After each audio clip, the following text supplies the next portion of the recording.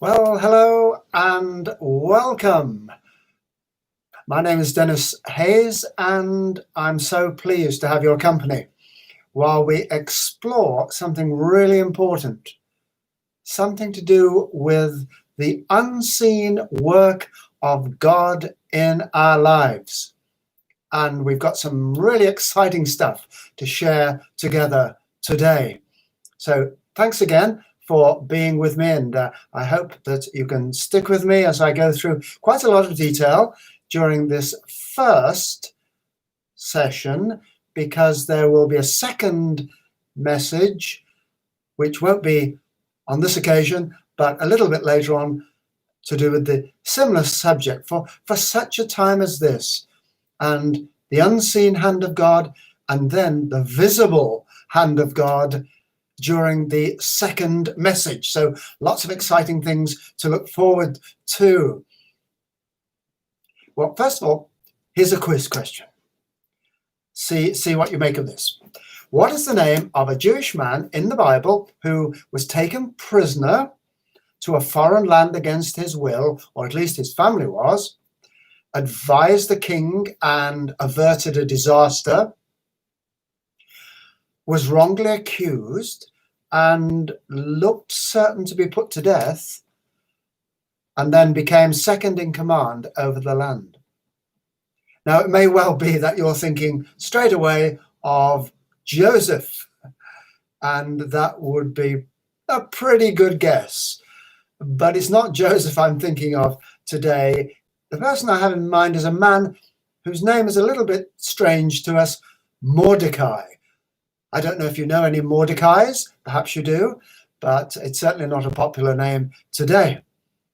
Now, Mordecai's life and experiences demonstrate clearly that even when circumstances are bleak and the situation is grim, we can trust God to be in ultimate control, even though for a time it may appear that he is absent without leave, so to speak, providing we call on his name and we trust him. And that's often the hardest part. We know that this is true, but somehow in the midst of difficulties, we forget to call upon the name of the Lord, because he's promised always to respond.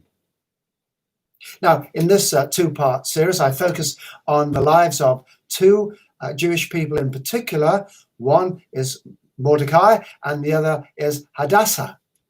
And they were captives in Persia. Now, formerly, it had been part of Babylon, but Persia had taken over and pushed Babylon out. And now Persia was in control. It's not too important if you don't remember those facts. But there they were, and they were far from their homeland. Although one has to say that Mordecai and Hadassah probably hadn't known anything different from being in Persia. Now, in part one, as I say, of the first session, which is now the first message, I'm going to be focusing on a lot of the background detail and sort of building up the story, so that in part two, I'll look more closely at the main events, and we'll just see how that apparently hidden hand of God became the visible hand of God. Before we go any further, let's read from the Bible, and you won't be surprised to know it's from the Book of Esther, and this is chapter 2, verses 5 to 11, chapter 2, verses 5 to 11, and then verses 17 and 18. So here we go. At that time, there was a Jewish man in the fortress of Susa, whose name was Mordecai, son of Jair. He was from the tribe of Benjamin, and was a descendant of Kish and Shimei. His family had been among those who, with King Jehoiakim of Judah, were exiled from Jerusalem to Babylon by King Nebuchadnezzar. That had been some 100 years before. Now, this man had a very beautiful and lovely cousin, and her name was Hadassah.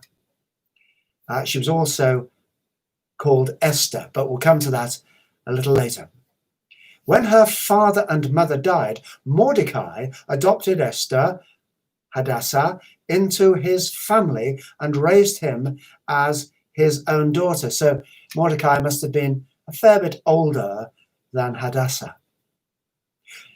As a result of the king's decree, and we'll come into the detail of this later on in the message, Esther, and that was along with many other young women, excuse me, was brought to the king's harem at the fortress of Susa and placed in Heggai's care. Now, Heggai was very impressed with Esther and treated her kindly. He quickly ordered a special menu for her and provided her with beauty treatments. He also assigned her 7 maids. Imagine that, 7 maids, especially chosen from the king's palace, and he moved her and her maids into the best place in the harem. Now, Esther had not told anyone of her nationality, that she was Jewish, or anything about her family background, because Mordecai had directed her not to do so. Every day, Mordecai would take a walk near the courtyard of the harem to find out about Esther and what was happening to her. Now, verse 17. Now the king was attracted to Esther more than to any of the other women, and she won his favor and approval more than any of the other virgins. So he set a royal crown on her head and made her queen instead of Vashti, who had been queen. And the king gave a great banquet, great feast, great party, Esther's banquet, for all his nobles and officials. He proclaimed a holiday throughout the provinces and distributed gifts with royal liberality. Now, if you're already losing track of some of these names, what I've done is I have written them out on this piece of card. High-tech stuff, this. And here they're coming up on the screen, I hope, any minute now. There they go. There are certainly the first 3 names, Mordecai, Hadassah, and Xerxes the king, King Xerxes. He was also known as Ahasuerus. King Xerxes was also known as Ahasuerus. And Queen Vashti, there's Vashti's name, was the deposed queen, as we shall find out in a moment. There are also a number of other key persons, one called Memucan and one called Haman, and we'll come back to those 2 in just a moment's time. I might hold that card up again if you need to refresh your memory. Now, I don't know about you, but as you look back over life, as I look back over life, there will have been times when life was particularly hard and it was difficult to see beyond the gloom of that period of time. You seem to be walking through, as it were, a dark tunnel, and there wasn't even a chink of daylight. When life is difficult and we feel alone and maybe isolated, it's easy to begin to think that God has neglected us or he's just left us isolated. You know, Corrie ten Boom, a Dutch Christian whose family were all killed by the Nazis during the Second World War, and she survived, and she said this, very memorable, I think. There is no pit so deep that God is not deeper still. There is no pit so deep that God is not deeper still. In a way, she was paraphrasing that lovely verse, underneath are the everlasting arms. Now, I want to turn for a moment to a verse in the book of Isaiah, verse 3 in chapter 45. And we read a rather mysterious promise, and this has got a lot to do with what I've just said. That God will give us treasures, not treasures of light, but treasures of darkness, riches stored in secret places. That God will give us treasures of darkness, riches stored in secret places. What are we to make of that? Well, the experiences of Mordecai and Hadassah while in captivity there in Persia help us to understand how God is constantly at work in every circumstance, even in the most apparently hopeless ones, perhaps especially in those apparently hopeless circumstances. You may be aware that the Book of Esther is unique in the Bible because it does not contain the word God even once. You might have thought it had been thrown in at least once, but no, nothing is there in the Book of Esther that refers to God directly, and yet his presence saturates, one might say, every page. And the events in this book are that powerful reminder that when there seems to be no way through, God is always one step ahead of us. He's not just alongside us going through that circumstance, but he's actually one step ahead of us, because in some remarkable way, God is able to see the beginning from the end, as well as the bits in the middle. Now, the people of Israel from Judah in the south and the northern kingdom of Israel in the north, they had been scattered, had been conquered, first the northern kingdom by Babylon, and then later on the Judah had been conquered, and now Persia was in charge. And among the captives, as I've mentioned, were the families of Hadassah and of Mordecai, her older cousin. So this was a long-term issue, to be away from your homeland, not out of choice, but because you had been conquered and the oppressor had insisted on you staying. So at least for now, there was no way back, although in a few years' time, things were going to change dramatically, but that's not for today's message. Hadassah had also had an awful experience of losing her mum and dad. We don't know how, whether they died during the war or of disease, or we just don't know. But she was, in effect, an orphan. And Mordecai, it was marvelous, really, wasn't it, that he took her under his wing. Now, Mordecai, an interesting character, almost certainly well-educated and of good character. Now, in those days, we have to realize that when a major power conquered a lesser nation, they not only wanted all the riches that the lesser nation would provide, but they wanted the expertise and the know-how of the nobility, perhaps, and certainly of the better educated people. They wanted others too, but those they had a special eye for. And it was obvious that Mordecai's family must have been among those who were particularly gifted.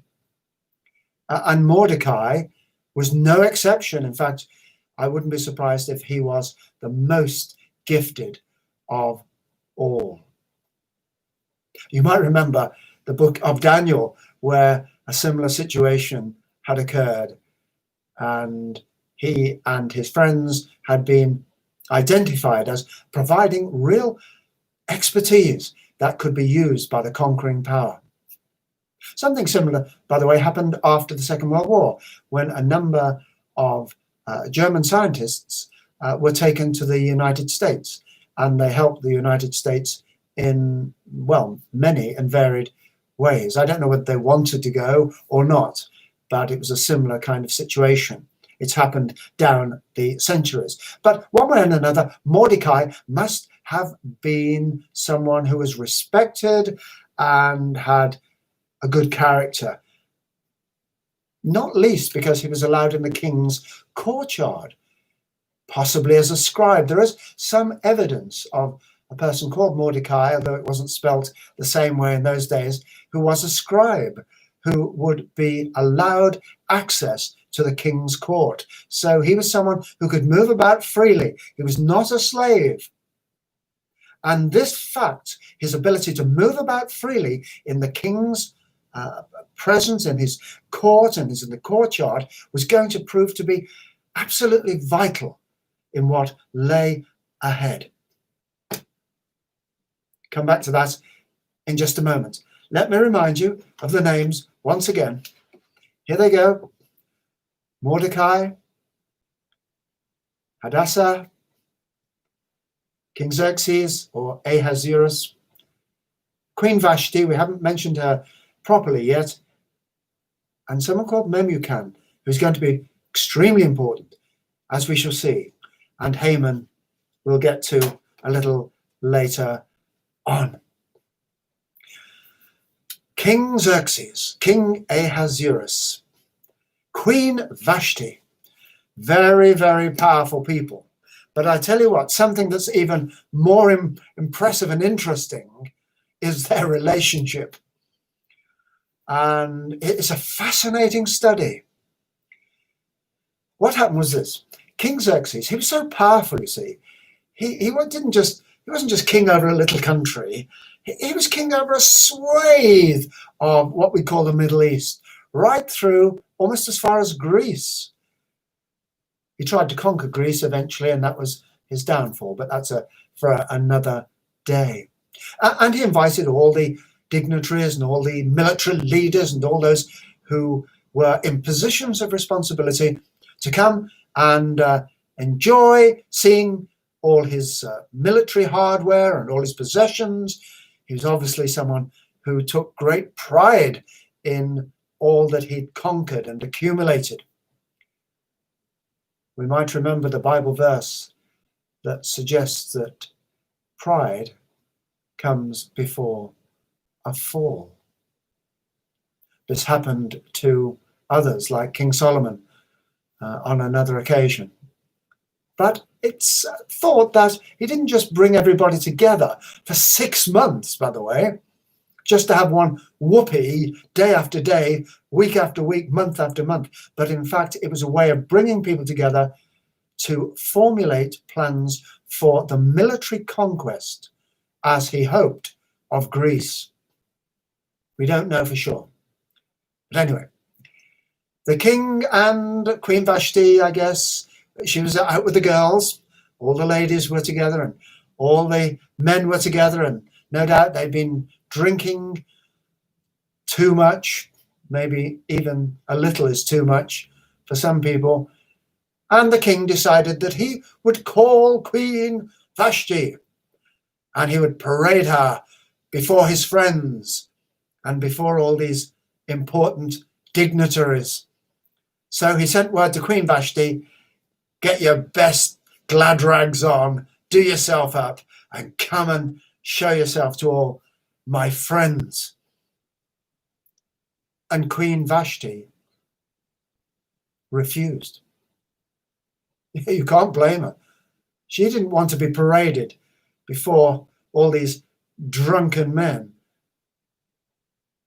And she said no. Now, although we can't blame her for doing it, it was, in fact, a very significant and highly dangerous thing to decide. You see, Xerxes was humiliated. His pride was hurt. Ladies, I don't know if you've noticed this, but sometimes men can suffer from a certain pride, self-pride. There's a good pride, like being proud of your grandchildren, and there's a not so good pride, in fact, a definitely bad pride, and that is when it's of self. And Xerxes didn't quite know what to do. In the Proverbs chapter 18, we read that humility comes before honor. And King Xerxes was not in the habit, as were most of those rulers in those days, he was not in the habit of being humble. Now, what was he to do? He asked his advisors and those who were close to him, well, the queen should be executed because she disobeyed the king's order. Xerxes obviously did not want to execute Queen Vashti, but what was he to do? He would lose face unless he did. And then a man called Memucan, there we are, Memucan, who seems to have been the top dog in the court. He suggested that the king passed a law banning Vashti from ever entering his presence again. Now that would save the king's face, and it would also ensure that Vashti, although now banished, did not have to face execution. And execution in those days took many different forms, and none of them were very pleasant. So I think the king, I guess he must have loved Queen Vashti, and he really didn't want her to be executed, and now he got a way out. Memucan, he was a wise chap, wasn't he? We need wisdom in these days. And by the way, when the Magi, the wise men, came to see baby Jesus in Bethlehem, they almost certainly came from somewhere like Susa, over in Persia. And the law of the Medes and the Persians had conquered the Medes as well.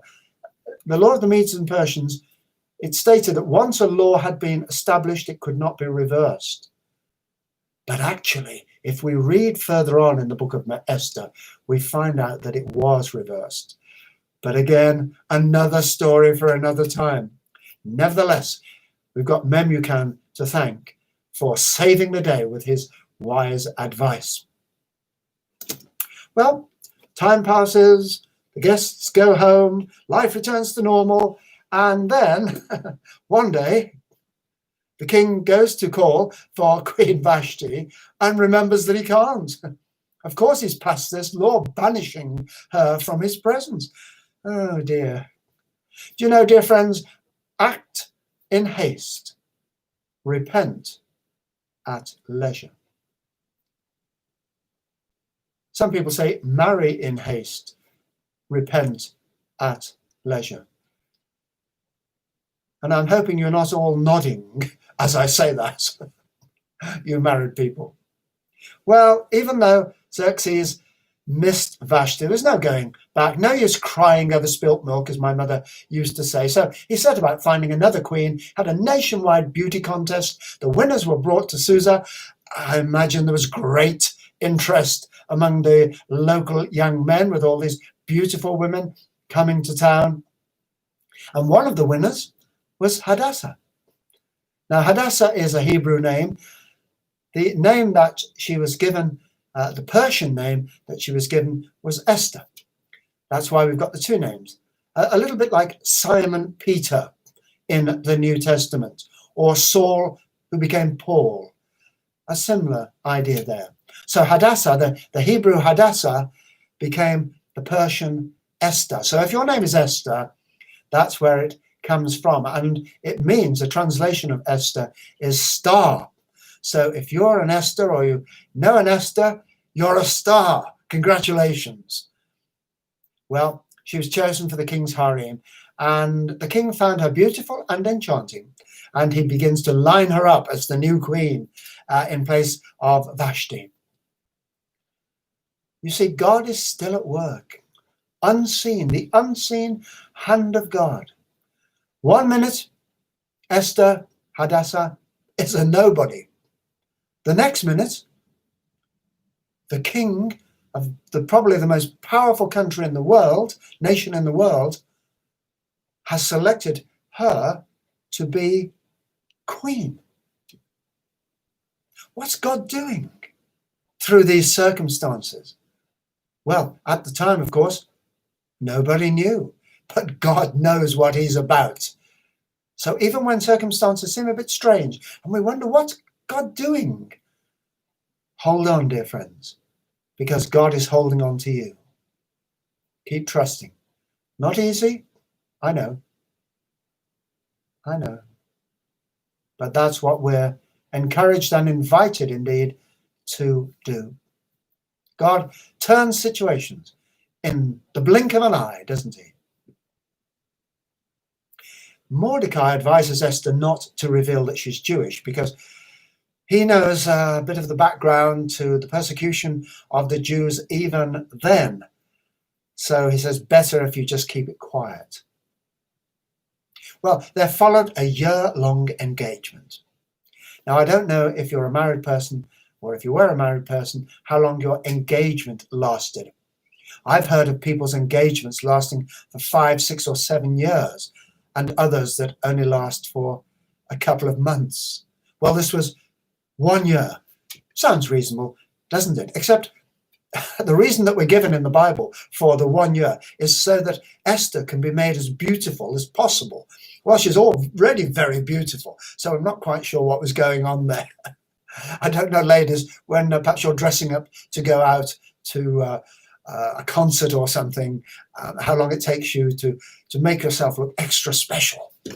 But it took a whole year to get Esther to that point. There must have been much more to it than we read there in the Bible.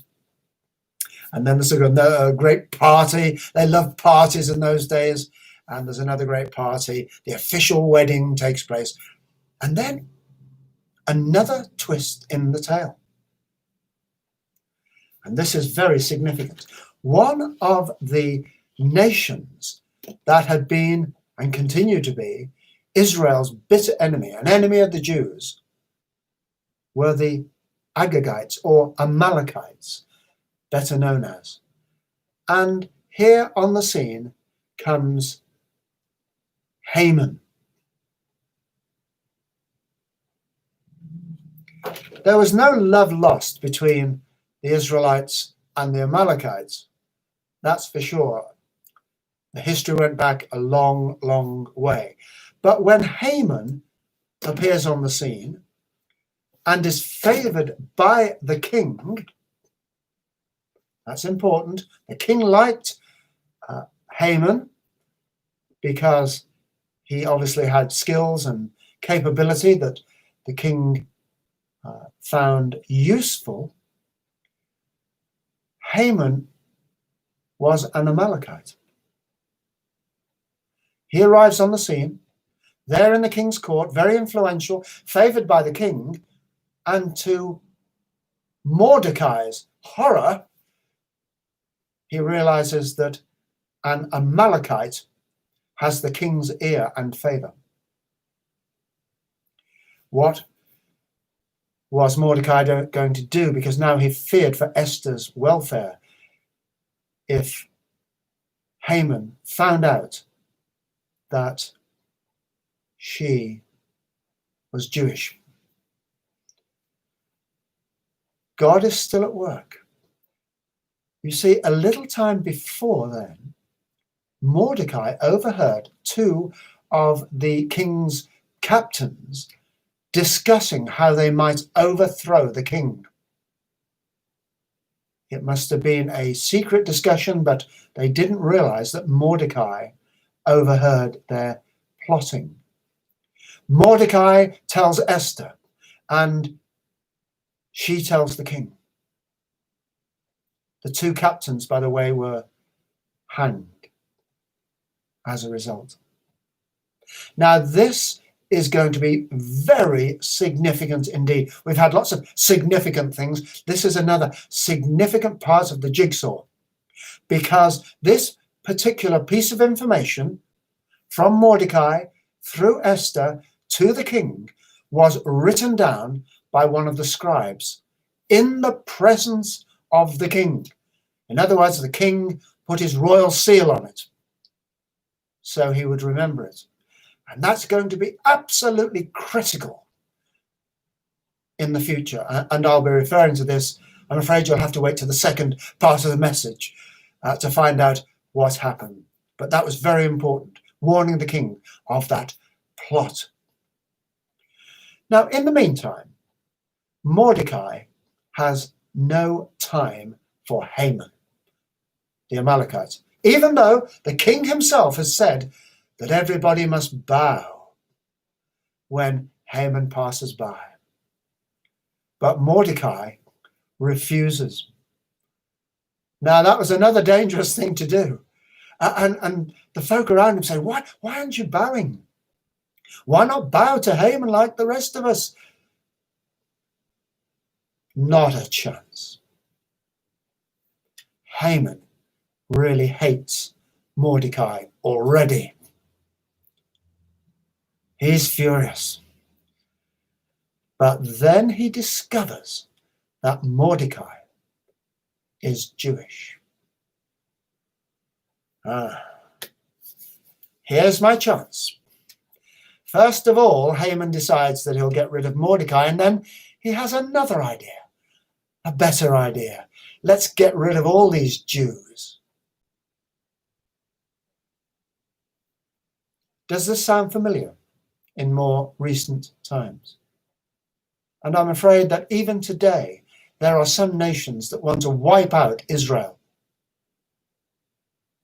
And I'm sorry to say that sometimes the Western nations are complicit in this. There has been one notable exception, and that is the President of the United States, or former president. As I speak now, it's still unclear, but it looks as if Donald Trump will no longer be president very soon. But he has supported Israel and refused to allow hostile nations to destroy the country of Israel. Because one hostile nation in particular has that as its singular aim. Haman had the same idea. Let's get rid of these Jews. Mordecai knows that Haman, being favored by the king, could have him executed or probably assassinated without too much trouble. But he refuses to bow the knee, and he trusts God, you see. He trusts God in that situation. We have to be wise. Sometimes it's necessary to do things that perhaps ordinarily we wouldn't choose to do, but it's the wise thing to do. We know that. But on this occasion, Mordecai refused to bow to an Amalekite whose sole purpose was to destroy the Jews, God's chosen people. Why was he so courageous, or was it foolish? Well, you see, there are times when we all have to draw the line, aren't there? We have to say, thus far, no further. That's it. I'm afraid that compromise among Christians has become something of an epidemic in recent years. And we've tried to accommodate those who are ungodly and are promoting godless practices. And we've been so scared, not least because of this ubiquitous hate law, so-called, a hate crime. It seems to me that you've only got to say something that certain groups of people take objection to, and you're accused of being hateful. When Christians are those whose lives are characterized by love, genuine love, not mushy love, not superficial love, the love of Jesus.